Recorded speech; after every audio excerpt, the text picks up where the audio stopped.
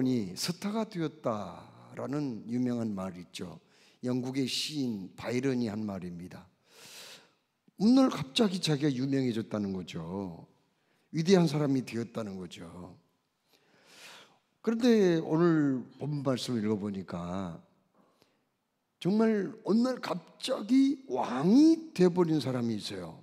누구입니까? 다윗이라는 사람입니다. 이스라엘의 초대 왕은 누구예요? 사울이죠. 그가 하나님의 버림을 받고 하나님은 새로운 왕을 세우기를 원하셨어요. 그 당시에 사무엘 선지자가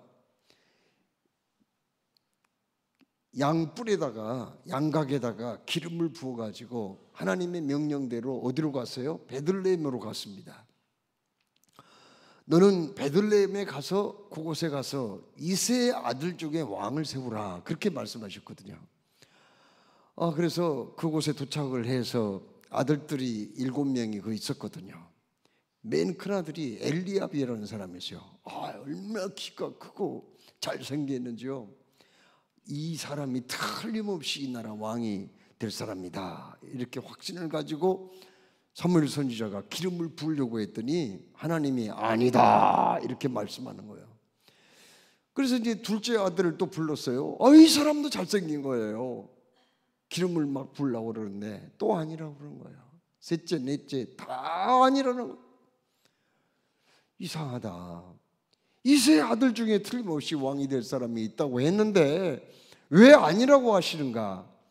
그 아버지 이새한테 당신의 아들 중에 누구 또 여기 없는 사람이 있습니까? 예, 있기는 합니다만 아직 나이가 어려요. 지금 들에서 양을 돌보고 있거든요. 이렇게 얘기합니다. 빨리 데려오시오. 그래서 그 이새 맨 막내 다윗을 데리고 오죠. 그 다윗이 도착하자마자 내가 왕으로 세우기 원하는 사람이 바로 이 사람이다, 기름을 부어라, 이렇게 말씀하거든요. 그래서 뜻하지 않게 다윗은 왕으로 기름을 부음 받게 되는 거죠. 여러분, 이새의 아들 다윗은요 왕이 될 수 없는 사람이었어요. 왜요? 그 사람은 왕의 아들로 태어난 게 아니잖아요. 그가 무슨 세자로 책봉을 받았습니까? 아니잖아요. 자기 아버지가 무슨 제사장이나 선지자도 아니었거든요. 왕도 귀족도 아니었단 말이에요. 그는 도저히 모든 것 왕이 될 수 있는 조건을 갖추지를 못했어요. 거기다가 보세요. 다윗은 동네에서 그가 인정을 받지 못했습니다. 그 누구도 저 사람 앞으로 성공할 거라고 말이야, 대단한 인물이 될 거라고 그렇게 생각하지 않았어요. 심지어 자기의 아버지까지 그를 인정하지 않았잖아요. 지금 행여나 우리 자식들 가운데서 다윗이 그래도 가능성이 있다고 생각했다면 사무엘 선지자가 기름을 부으러 온다고 했으면은 준비시켰을 거 아니에요. 왜 밖에 그냥 양이나 돌보라고 했겠어요? 그렇잖아요. 그런데 왜 그가 왕이 되었을까요? 여러분, 그 누구에도 인정받지 못했고 관심을 집중시키지 못했고 사랑도 받지 못했던 그 사람, 그런데 그가 왜 왕이 되었냐고요. 오늘 그 얘기를 하나님이 하고 계세요. 여러분, 사람들은요 왜 다윗의 이 이새의 아들 다윗이 왕이 될 수 없다고 생각했을까요? 그건 이성 사람들은 사람을 평가할 때 어떻게 평가하죠? 보통 실력, 학벌, 외모, 말솜씨 이런 걸로 판단을 하거든요. 옛날에 중국의 당나라에서는 관리를 등용할 때 신은 서판을 중요시했어요. 신은 풍채, 외모예요. 언은 뭐예요? 말솜씨, 글씨 잘 쓰는 거예요. 그리고 서는 뭐예요? 신은, 서는 글씨 잘 쓰는 거, 글 잘 쓰는 걸 말해요. 판은요, 판단력이 빠르고 정확한 사람을 얘기하거든요. 우리나라 고려시대나 고려시대 광종이 과거제들을 도용을 했잖아요. 그리고 조선시대에도 이 당나라의 신원서판, 이것이 사람을 판단하는 하나의 기준이었다고요. 자, 그런데 보세요.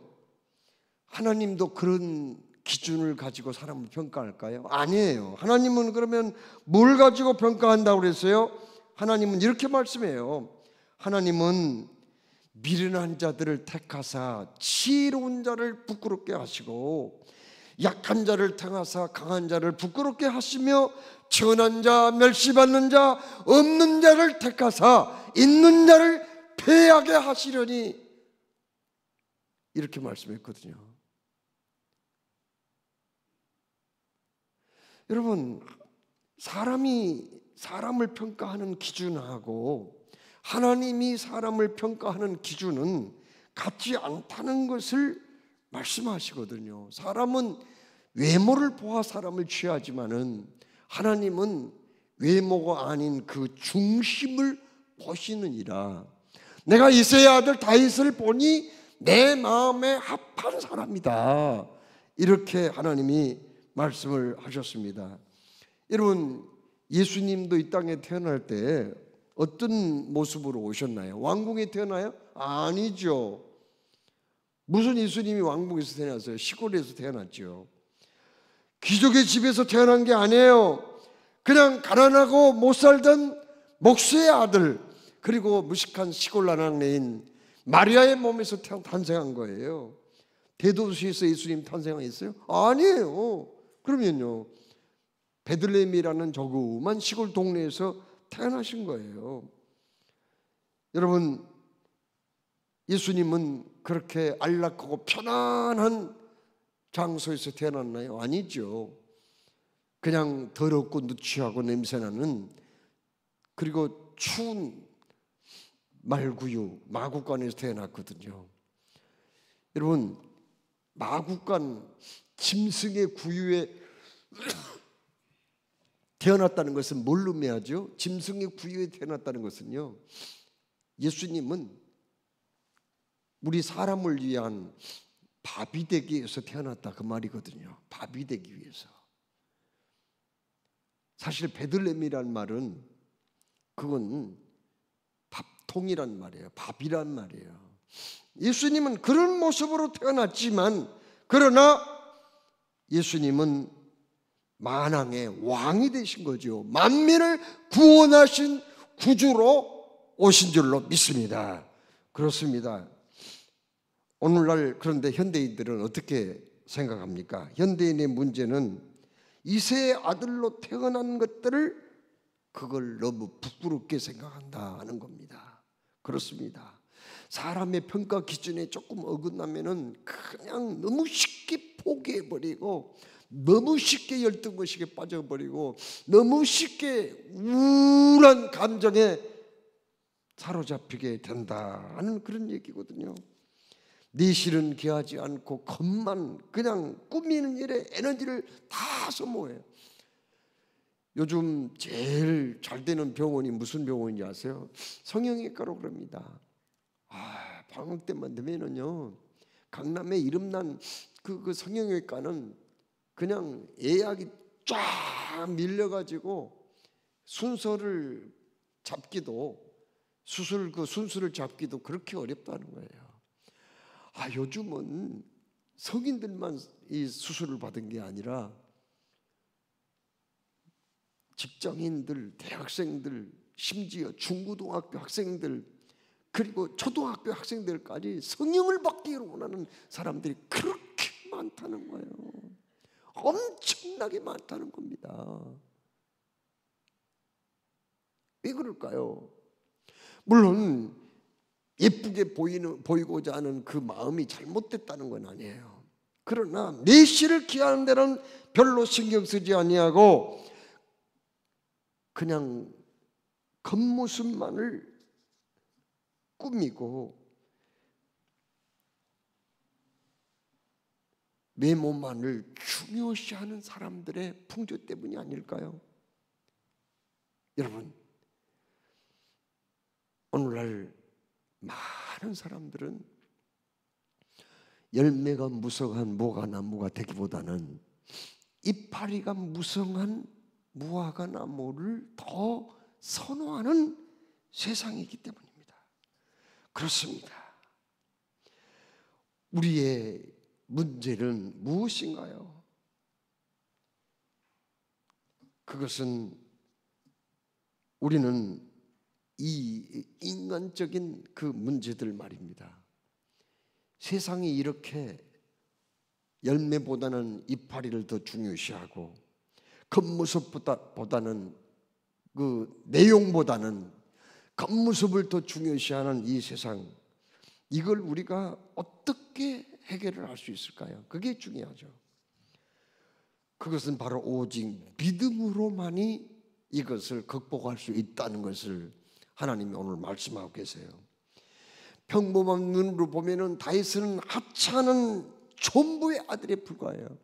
그러나 믿음의 눈으로 보면은 보배롭고 존귀한 사람이거든요.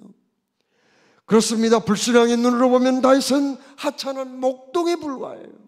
그러나 믿음의 눈으로 보면 다윗은 위대한 왕이 될 수 있는 제목감이란 말이죠.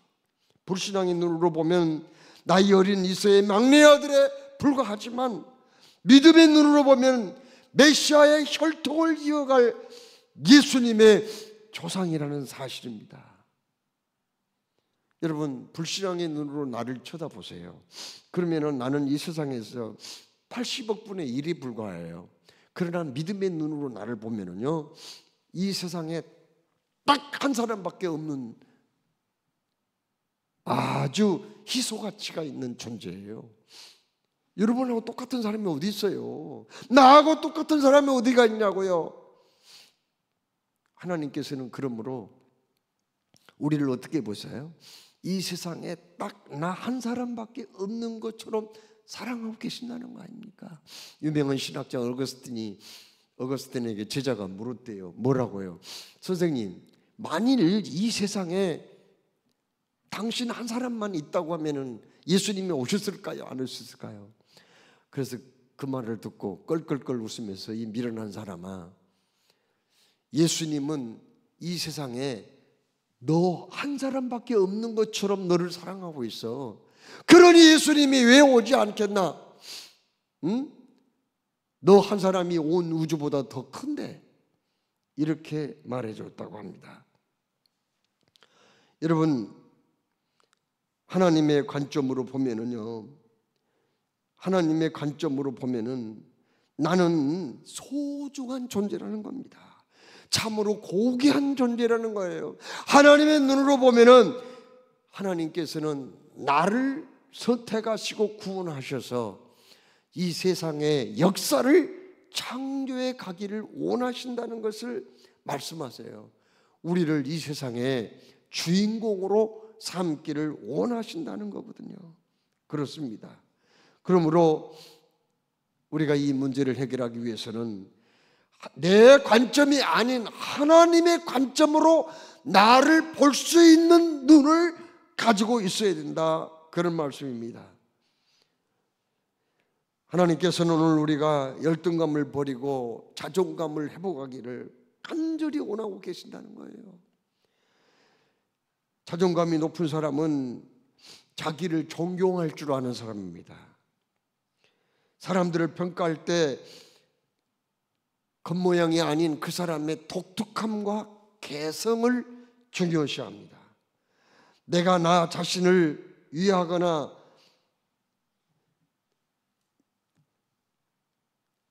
무시하지도 않습니다. 사람들을 또한 대할 때 자기 합리화나 억지나 고집을 부리지도 않습니다. 자존감이 있는 사람은 자기 신뢰와 자신감을 가지고 있기 때문에 언제나 마음의 안정감을 가질 수가 있는 거죠. 누군가 자신을 비난하거나 자신을 무시하더라도 감정적인 동요가 그래서 없습니다. 자신을 과시하거나 오만한 마음도 품지 않아요.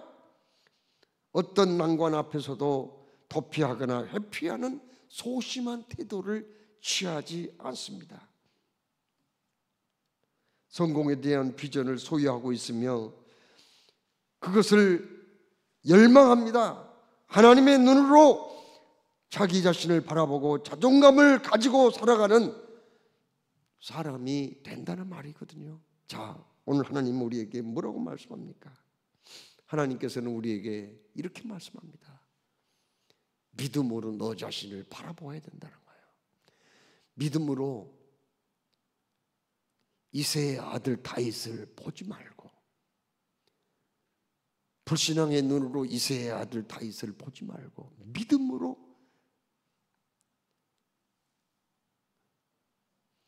예수님의 혈통의 조상 다윗을 볼 수 있어야 되고, 믿음으로 이스라엘의 왕이 될 수 있는 다윗을 볼 수 있어야 된다 하는 말씀이거든요. 여러분, 성경에 이새의 아들 다윗이라고 이렇게 표현을, 오늘 우리가 봉독한 말씀에도 그렇게 표현을 했고, 또한 성경에 여러 군데 이새의 아들 다윗이라고 그렇게 표현하거든요. 왜 그러면 그렇게 표현할까요? 왜 이새의 아들 다윗이라고 표현하냐고요? 구태여 왜 이새라는 말을 넣어요? 그것은 다름이 아니라 별 볼 일 없는 사람, 정말 내세울 게 없는, 인간적으로 그렇게 내세울 것이 없는 다윗이라는 사람, 이새의 아들 다윗이라는 사람이 하나님께 쓰임받았다, 위대한 인물이 되었다, 그런 말씀이거든요.